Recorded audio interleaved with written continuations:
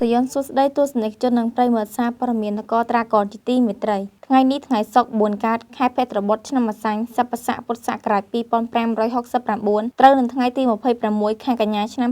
2025នាងខ្ញុំសុផលសូមជូនមេត្តាព័ត៌មានដូចតទៅព័ត៌មានជាតិសមត្ថកិច្ចឃាត់ខ្លួនមនុស្ស2នាក់រួមទាំងសម្ភារៈសង្ស័យរករកវត្ថុមានតម្លៃផ្ទះដូរលុយវិញត្រូវជនសង្ស័យគាស់ផ្ទះចូលលួចលុយអស់ប្រមាណ$30,000និងអាវុធខ្លីមួយដើមគេចខ្លួនបាត់ឃាត់ខ្លួនជនសង្ស័យ4នាក់ករណីជួញដូរនិងប្រើប្រាស់ដោយខុសច្បាប់នៅសារធាតុញៀនព័ត៌មានអន្តរជាតិអំពើហិង្សានៅពន្ធនាគារក្នុងប្រទេសអេក្វាទ័រមនុស្ស17នាក់ស្លាប់អាមេរិកនិងរារាំងអ៊ីស្រាអែលដាក់បញ្ចូលតំបន់ West Bank ជាទឹកដីរបស់ខ្លួនឡើយរីកទុកចិត្ត Coffee and Tea មានលក់អាហារសម្រន់និងភេសជ្ជៈជាច្រើនមុខក្នុងការផ្ដល់ជូននូវសេវាកម្មជូនអតិថិជនដ៏ល្អជាមួយរសជាតិកាហ្វេនិងអាហារដ៏ឈ្ងុយឆ្ងាញ់ធ្វើឲ្យស្រស់ស្រាយពេញមួយថ្ងៃហាងទុកចិត្ត Coffee and Tea យើងខ្ញុំចាប់បើកពីម៉ោង 7 ព្រឹកដល់ម៉ោង 7 យប់រៀងរាល់ថ្ងៃច័ន្ទដល់ថ្ងៃសៅរ៍សូមទំនាក់ទំនងលេខទូរស័ព្ទ093 597 168ព័ត៌មានជាតិសមត្ថកិច្ចឃាត់ខ្លួនមនុស្ស2នាក់រួមទាំងសម្ភារៈសង្ស័យរករកវត្ថុមានតម្លៃជនសង្ស័យចំនួន2នាក់រួមទាំងឧបករណ៍ផ្សេងៗនិងសម្ភារៈត្រូវបានសមត្ថកិច្ចធ្វើការបង្ក្រាបនិងដកហូតជាបណ្ដោះអាសន្នករណីសង្ស័យរករកវត្ថុមានតម្លៃនេះបើយោងតាមការឲ្យដឹងពីប្រជាកសិករនៅក្បែរតំបន់នោះកាលពីល្ងាចម្សិលមិញថ្ងៃប្រហ័សទី25ខែកញ្ញាឆ្នាំ2025ប្រភពរាយការណ៍ឲ្យដឹងទៀតថាករណីសមត្ថកិច្ចបង្ក្រាបជនសង្ស័យរករកវត្ថុមានតម្លៃខាងលើត្រង់ចំណុចអូធំស្ថិតនៅភូមិសំឡាញ់ឃុំក្រពើ2ស្រុកវាវែងខេត្តពោធិ៍សាត់ប្រភពបញ្ជាក់ទៀតថាជនសង្ស័យត្រូវបានបង្ក្រាបទី1ឈ្មោះអ៊ូចវណ្ណាភេទប្រុសអាយុ47ឆ្នាំជនជាតិខ្មែរមុខរបរមិនពិតប្រាកដរស់នៅភូមិព្រែកខ្សាច់ឃុំព្រែកខ្សាច់ស្រុកគិរីសាគរខេត្តកោះកុងម្ចាស់ទីតាំងនិងទី2ឈ្មោះជុំជាតិភេទប្រុសអាយុ49ឆ្នាំជនជាតិខ្មែរមុខរបរមិនពិតប្រាកដបច្ចុប្បន្នស្នាក់នៅចំណុចអូដំណាក់កន្សែងស្ថិតនៅភូមិស្ទឹងថ្មីឃុំប្រម៉ោយស្រុកវាវែងខេត្តពោធិ៍សាត់កម្មករប្រភពព័ត៌មានឲ្យដឹងបន្ថែមទៀតថាករណីសមត្ថកិច្ចបង្ក្រាបជនសង្ស័យរួមទាំងដកហូតសម្ភារៈផ្សេងៗនេះកំពុងធ្វើសកម្មភាពជាក់ស្ដែងដោយកាប់គាស់ជីកដីសង្ស័យរករកវត្ថុមានតម្លៃដោយដៃមានរាងជារង្វង់មូលនិងមានជម្រៅប្រមាណ3ម៉ែត្រមានប្រើប្រាស់បូមទឹកនិងអាចដីនិងមានសង់រោងមួយខ្នងប្រក់កៅស៊ូសម្រាប់ស្នាក់នៅហើយជុំវិញបរិវេណនោះក៏មានហុំព័ទ្ធទៅដោយស្បៃពណ៌ខ្មៅផងដែរប្រភពព័ត៌មានបញ្ជាក់បន្ថែមថាសម្ភារៈដកហូតរួមមានម៉ាស៊ីនម៉ាស៊ូតនិងម៉ាស៊ីនសាំងចំនួន3គ្រឿងម៉ូតូម៉ា Wave Alpha ពណ៌ក្រហមពាក់ស្លាកលេខភ្នំពេញ1 TC 5155មួយគ្រឿងស៊ីម៉ងចំនួន23បាវអំពូលសូឡាមួយស្បៃពណ៌ខ្មៅមួយដុំកៅស៊ូតង់2ដុំបំពង់ទីបជ័រ4ដើមនិងឧបករណ៍ផ្សេងៗដូចជាចបកាប់ចបជីកប៉ែលកំបិតបច្ចុប្បន្នជនសង្ស័យ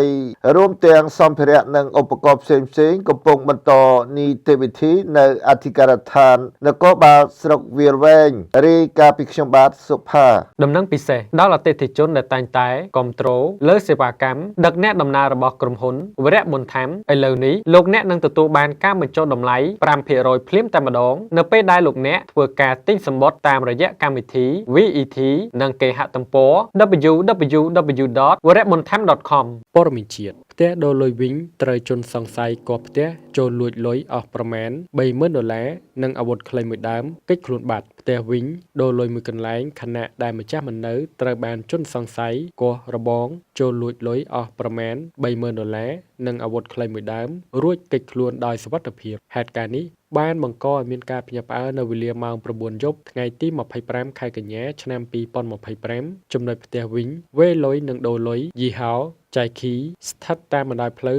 2004សង្កាត់អូបៃក្អមខណ្ឌសែនសុខរាជធានីភ្នំពេញប្រភពព័ត៌មានពីកន្លែងកើតហេតុបានឲ្យដឹងថាមុនពេលកើតហេតុគឺផ្ទះកើតហេតុបានចាក់សោទុកចោលដោយម្ចាស់ផ្ទះគឺជាមន្ត្រីយោធាបានទៅធ្វើការចំណែកស្ត្រីជា ប្រពន្ធនឹងកូនបានចេញទៅក្រៅដូចគ្នាលុះមកដល់ម៉ោងកាត់ហេតុម្ចាស់ផ្ទះរួមទាំងកូនបានត្រឡប់មកវិញបានចាក់សោចូលក្នុងផ្ទះស្រាប់តែផ្ទះមានសភាពមិនប្រក្រតីរប៉ាត់រប៉ាយហើយទៅមើលទ្វារខាងក្រោយឃើញរបើកជញ្ជាំងសង្កសីខាងក្រោយចំហៀងផ្ទះមានស្នាមកាត់បន្ទាប់ពីដឹងថាមានជនសង្ស័យគាស់ផ្ទះហើយមានការបាត់បង់លុយប្រមាណ$70000សម្ភារៈរបស់មានតម្លៃមួយចំនួននិងអាវុធខ្លីមួយដើមម្ចាស់ផ្ទះបានរាយការណ៍ជូនកម្លាំងសមត្ថកិច្ចមូលដ្ឋានមានទាំងកម្លាំងព្រហ្មទណ្ឌខណ្ឌសែនសុខនិងកម្លាំងការិយាល័យព្រហ្មទណ្ឌកម្រិតស្រាលបានចុះទៅដល់កន្លែងកាត់ហេតុធ្វើការឡោមព័ទ្ធទីតាំងខាងលើដើម្បីស្វែងរកជនសង្ស័យតែមិនដឹងថាជនសង្ស័យគេចខ្លួនតាំងពីពេលណានោះទេករណីនេះផងដែរស្ត្រីជាប្រពន្ធបានស្លាប់បានបញ្ជូនទៅមន្ទីរពេទ្យចំណែកបុរសជាប្តីត្រូវបានសមត្ថកិច្ចហៅទៅបំភ្លឺសួរនាំនិងដាក់ពាក្យបណ្ដឹងនៅប៉ុស្តិ៍នគរបាលអូបែកក្អមផងដែររាយការណ៍ដោយខ្ញុំបាទពិសិដ្ឋផលិតផលថ្មីឈុត Jensen ជីងជ័ររួមជាមួយឈុត Skin Care របស់ក្រុមហ៊ុន Lavi Cosmetic Co Ltd បច្ចេកទេសថ្មីពីប្រទេសកូរ៉េសម្រាប់ព្យាបាលមុខជាំជួយឲ្យផ្ទៃមុខពីស្រអាប់ឡើងពណ៌ស៊ីជម្ពូប្រសិទ្ធភាពតាំងពីប្រើលើកដំបូងចង់បានភាពស្រស់ស្អាតកុំភ្លេចជាមួយក្រុមហ៊ុន Lavi នឹងធ្វើឲ្យលោកអ្នកស្អាតជានិរន្តរ៍ទូរស័ព្ទលេខ077 744 007 096 66 68 149ព័ត៌មានជាតិខាត់ខ្លួនជនសង្ស័យ4នាក់ករណីជួញដូរនិងប្រើប្រាស់ដោយខុសច្បាប់នៅសារធាតុញៀនជនសង្ស័យ4នាក់ជាមុខសញ្ញាជួញដូរនិងប្រើប្រាស់គ្រឿងញៀនយ៉ាងសកម្មត្រូវបាននគរបាលស្រុកស្អាងខាត់ខ្លួនកសាងសំណុំរឿងចាត់ការតាមច្បាប់នៅថ្ងៃទី25ខែកញ្ញាឆ្នាំ2025វេលាម៉ោង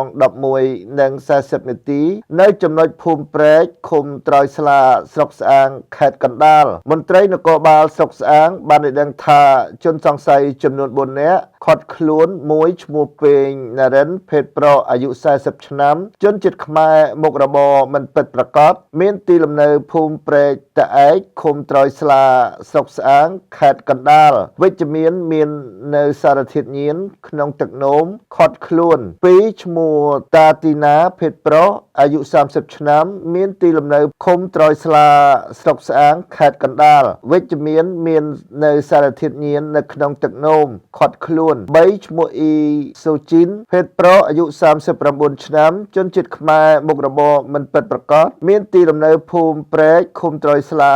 ស្រុកស្អាងខេត្តកណ្ដាលវិជ្ជមាននៅសារធាតុញៀននៅក្នុងទឹកនោមខាត់ខ្លួន4ឈ្មោះលីសេងឡនភេទប្រុសអាយុ40ឆ្នាំជនជាតិខ្មែរមុខរបរមិនពិតប្រាកដមានទីលំនៅភូមិព្រែកប៉ានឃុំត្រោយស្លាស្រុកស្អាងខេត្តកណ្ដាលវិជ្ជមាន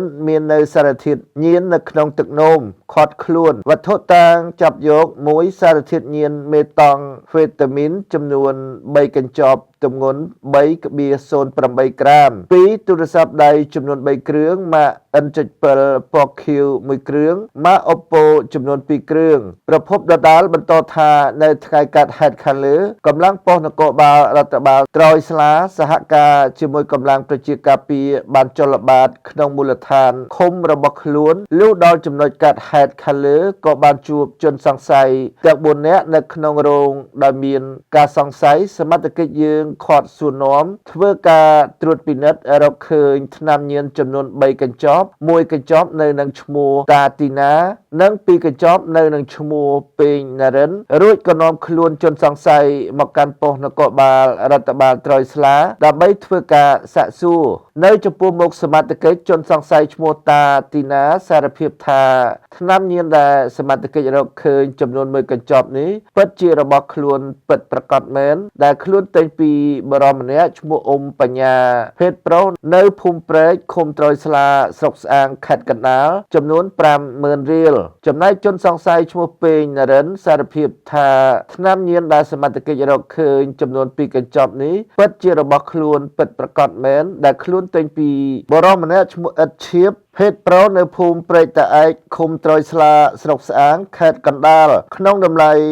150,000រៀលដើម្បីរំលែកលក់ បន្តក្នុងមួយកញ្ចប់តម្លៃ 20,000 រៀលយោងតាមចម្លើយសារភាពរបស់ជនសង្ស័យសមត្ថកិច្ចស្វែងរកជនសង្ស័យឈ្មោះអ៊ីតឈៀបនិងឈ្មោះអ៊ុំបញ្ញាប៉ុន្តែជនសង្ស័យបានរត់គេចខ្លួនបច្ចុប្បន្នជនសង្ស័យឃាត់ខ្លួននៅអធិការដ្ឋាននគរបាលស្រុកស្អាងដើម្បីកសាងសំណុំរឿងបន្តអនុវត្តចាត់ការតាមនីតិវិធីរាយការណ៍ពីខ្ញុំបាទសុផា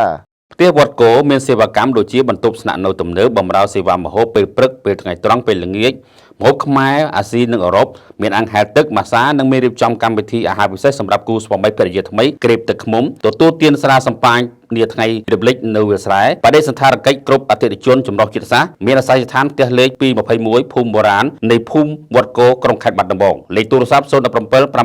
377 ព័ត៌មានអន្តរជាតិអំពើហិង្សានៅពន្ធនាគារក្នុងប្រទេសអេក្វាដ័រមនុស្ស17នាក់ស្លាប់កាលពីថ្ងៃទី25ខែកញ្ញាប្រព័ន្ធផ្សព្វផ្សាយអេក្វាដ័របានរាយការណ៍ថាមនុស្សយ៉ាងហោចណាស់17នាក់ត្រូវបានសម្លាប់នៅក្នុងកុបកម្មដែលបានកើតឡើងនៅព្រឹកថ្ងៃដដែលនៅឯពន្ធនាគារក្នុងខេត្តអ៊ីស្មើរ៉ាឡាឧបទ្ទវហេតុនេះត្រូវបានគេជឿថាផ្ដើមចេញពីចំនួនរវាងក្រុមក្មេងទំនើងដែលជាគូប្រជែងដែលបានចាប់ផ្ដើមនៅម៉ោងប្រហែល3ទៀបភ្លឺនៅពេលដែលអ្នករស់នៅក្បែរនោះបានឮសំឡេងកាំភ្លើងប៉ូលីសបាននិយាយថាចំនួនអ្នកស្លាប់អាចកើនឡើងនៅព្រឹកព្រលឹមថ្ងៃទី22ខែកញ្ញាកុបកម្មមួយផ្សេងទៀតនៅពន្ធនាគារមួយនៅភូមិនិរដីនៃប្រទេសអេក្វាដ័រក៏បានបណ្ដាលឲ្យមនុស្សយ៉ាងហោចណាស់14នាក់ស្លាប់និង14នាក់ផ្សេងទៀតរងរបួសប្រទេសអេក្វាដ័រកំពុងប្រឈមមុខនឹងវិបត្តិពន្ធនាគារដ៏ធ្ងន់ធ្ងរដោយតួលេខផ្លូវការបានកត់ត្រាអ្នកទោសប្រហែល600នាក់ត្រូវបានសម្លាប់នៅក្នុងកុបកម្មទាក់ទងនឹងក្រុមក្មេងទំនើងចាប់តាំងពីខែកុម្ភៈឆ្នាំ2021រាយការណ៍ដោយខ្ញុំបាទពិសិដ្ឋ ស្នាដៃនារីខ្មែរសាឡនជាមួយនឹងអភិវឌ្ឍសេចក្តីស្រឡាញ់ទំនុកចិត្ត ព័ត៌មានអន្តរជាតិអាមេរិកនិងរារាំងអ៊ីស្រាអែលដាក់បញ្ចូលតំបន់ West Bank ជាទឹកដីរបស់ខ្លួនឡើយសារព័ត៌មាន AFP បានផ្សាយថាប្រធានាធិបតីអាមេរិកលោក Donald Trump កាលពីថ្ងៃប្រហោះទី25ខែកញ្ញាបានសន្យាថាលោកនឹងមិនអនុញ្ញាតឲ្យអ៊ីស្រាអែលបញ្ចូលតំបន់ West Bank ជាទឹកដីរបស់ខ្លួននោះទេខណៈរូបលោកកំពុងជំរុញការបិទបញ្ចប់សង្គ្រាមនៅហ្គាហ្សានៅមុនដំណើរទស្សនកិច្ចរបស់នាយករដ្ឋមន្ត្រីអ៊ីស្រាអែលលោក Benjamin Netanyahu លោក Netanyahu នឹងត្រូវថ្លែងសន្ទរកថាទៅកាន់មហាសន្និបាតអង្គការសហប្រជាជាតិនៅថ្ងៃសុក្រសប្តាហ៍នេះមុននឹងលោកនឹងត្រូវជួបលោកត្រាំនៅក្នុងទីក្រុង Washington ស្របពេលក្រុមរដ្ឋមន្ត្រីអ៊ីស្រាអែលស្ដាមនិយមជ្រុលកំពុងដាក់សម្ពាធឲ្យលោក Netanyahu បញ្ចូលផ្នែកខ្លះនៃតំបន់ West Bank ជាទឹកដីរបស់អ៊ីស្រាអែលជាការឆ្លើយតបទៅនឹងការទទួលស្គាល់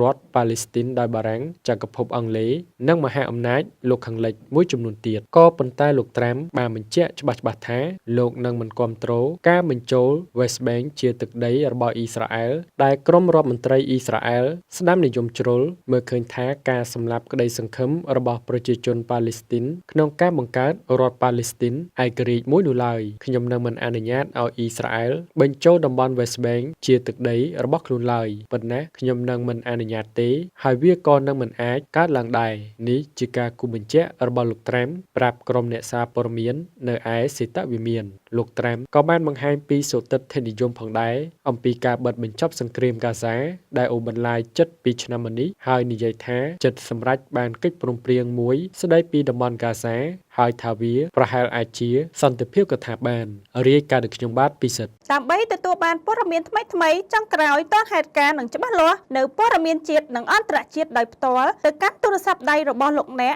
ដោយគ្រាន់តែវាយពាក្យនគរ Dragon News នៅលើ App Store សម្រាប់ទូរស័ព្ទ iPhone និងនៅលើ Play Store សម្រាប់ទូរស័ព្ទ Android បន្ទាប់មកធ្វើការ download ជាការស្រេច